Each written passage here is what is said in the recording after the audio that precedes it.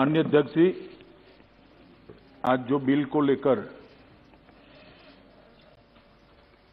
श्री किशन रेड्डी जी आए, उसमें श्री अधीर रंजन चौधरी जी से लेकर जसवीर सिंह जी तक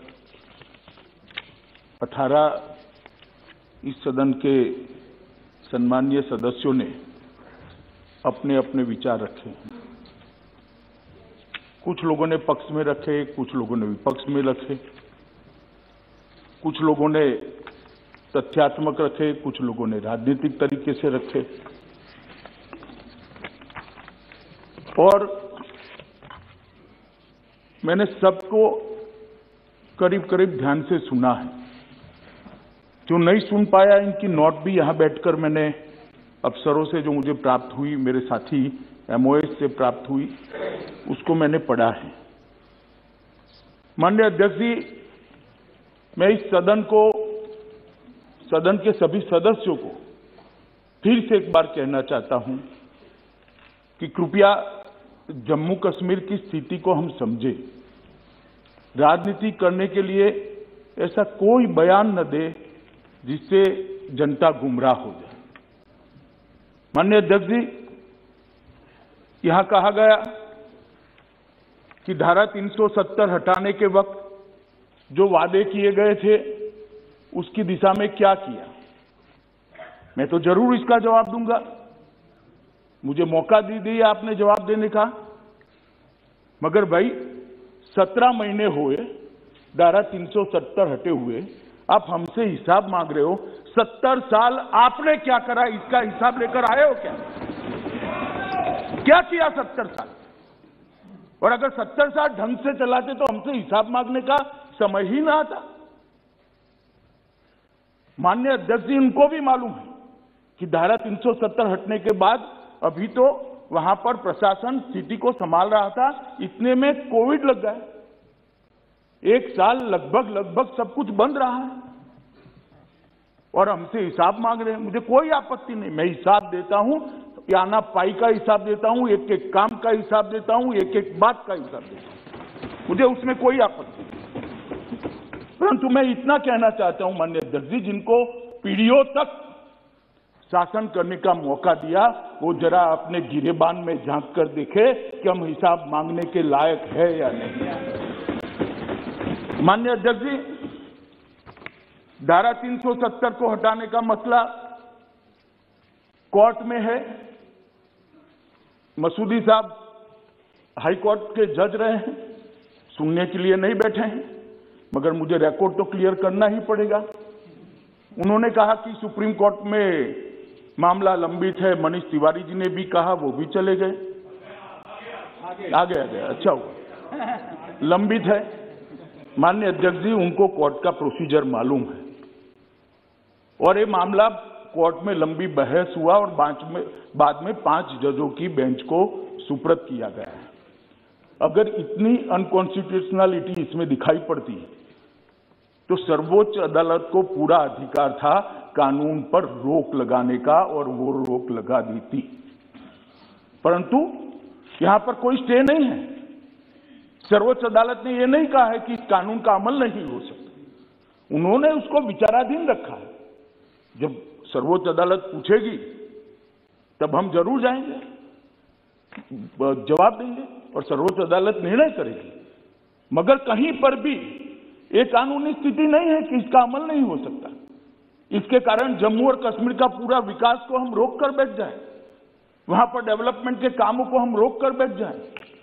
और मुझे कह रहे हैं माननीय सदस्य श्री तिवारी जी कि हम जाए और सुप्रीम कोर्ट को अर्जी दे कि इसको जल्दी सुनवाई करो।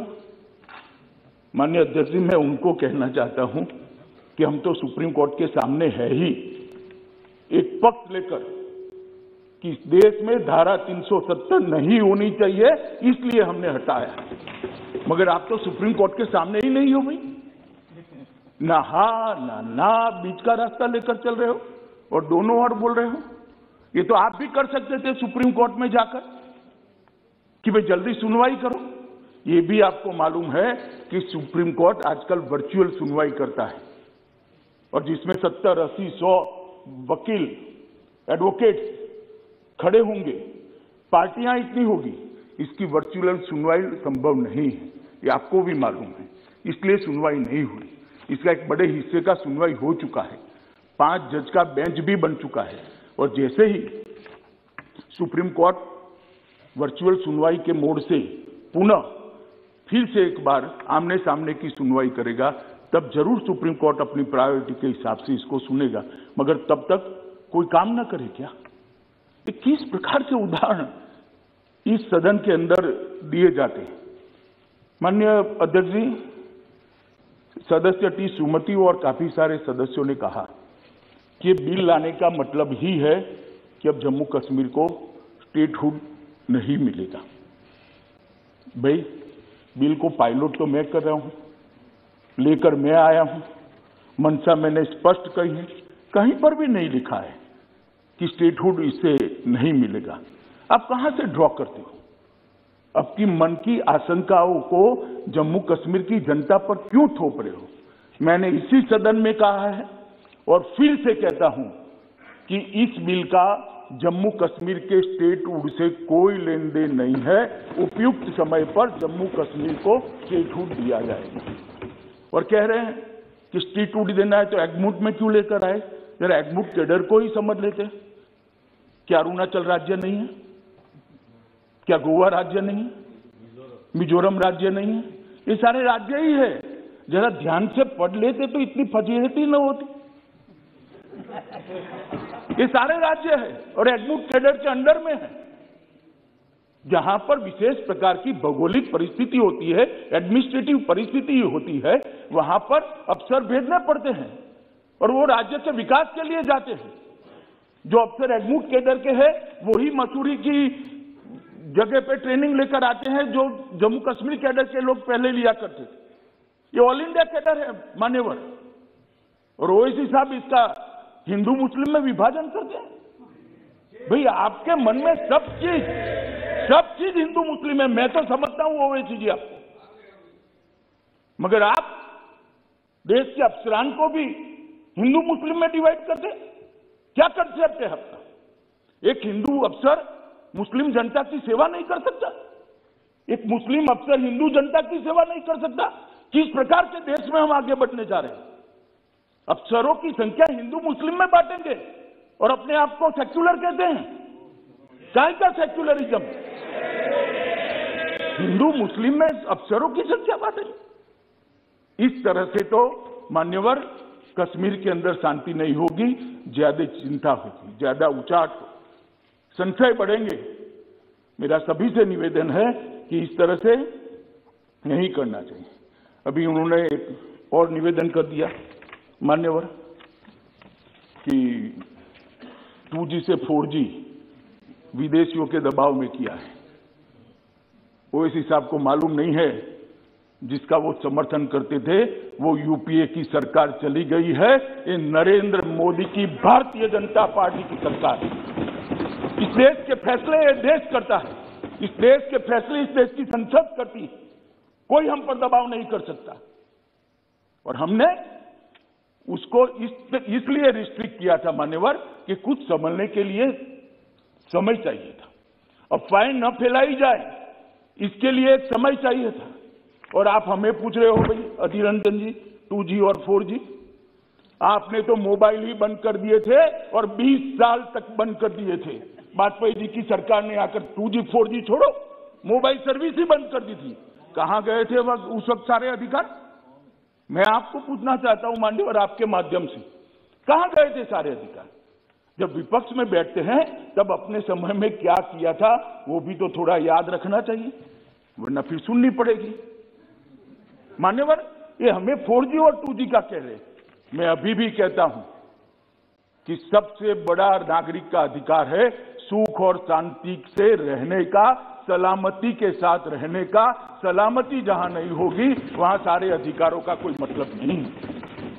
ये नई फैशन शुरू हो गई मान्यवर। मैं कहना चाहता हूं कि ये जो लोग कह रहे हैं कि हम विदेश के दबाव में आकर कह रहे हैं, मैं उनको पूछना चाहता हूं कि किसके दबाव के अंदर धारा 370 को इतने समय तक चालू रखा आपने? ये तो जरा बता दीजिए, किसका दबाव था, कौन प्रेशराइज करता था? अभी किसी ने कह दिया बड़े बड़े साहित्यिक शब्दों के साथ कि शासन का जनता से वादा था, एक एग्रीमेंट था। भाई मैं तो एग्रीमेंट को बारीकी से पढ़ता हूं और मैं तो मानता हूं कि पूर्ववर्ती सरकारों ने भी जो वादे करे हैं उसको ध्यान से पढ़ने चाहिए और इसका अमल करना चाहिए। 370 के बारे में कहा गया कि 370 और 35 से वो देश की सरकार का जम्मू कश्मीर की जनता से एग्रीमेंट था। एग्रीमेंट जरूर था मगर उसमें टेम्पररी शब्द आप भूल जाते हैं पढ़ने का। ये टेम्पररी था और जो मेरा हिसाब पूछ रहे 17 महीने में स्टेटहुड कब दोगे, स्टेटहुड कब दोगे, स्टेटहुड कब दोगे, हम जरूर देंगे। मगर मैं उनको पूछना चाहता हूं, ये मैंने भी कहा है स्टेटहुड टेम्पररी है, आप 17 महीने में हिसाब मांगते हो तो टेम्पररी 370 साल तक चली, उस वक्त क्यों हिसाब नहीं मांगते थे? एक टेम्पररी प्रोविजन कब तक टेम्पररी रहेगा? टेम्पररी प्रोविजन को क्यों उखाड़ नहीं देते हैं? क्यों कोई पूछता नहीं था? क्योंकि वोट बैंक की राजनीति कर रही थी। ये सरकार वोट बैंक की राजनीति से नहीं चलती। ये सरकार देश के हित में फैसले करती है। ये सरकार देश के भविष्य को सुधारने के लिए है। हम आएंगे जाएंगे, लोकतंत्र है, जीतेंगे हारेंगे, इसको ध्यान में रखकर देश के भविष्य को ताक पर हम नहीं रख सकते, न हम रखना चाहते।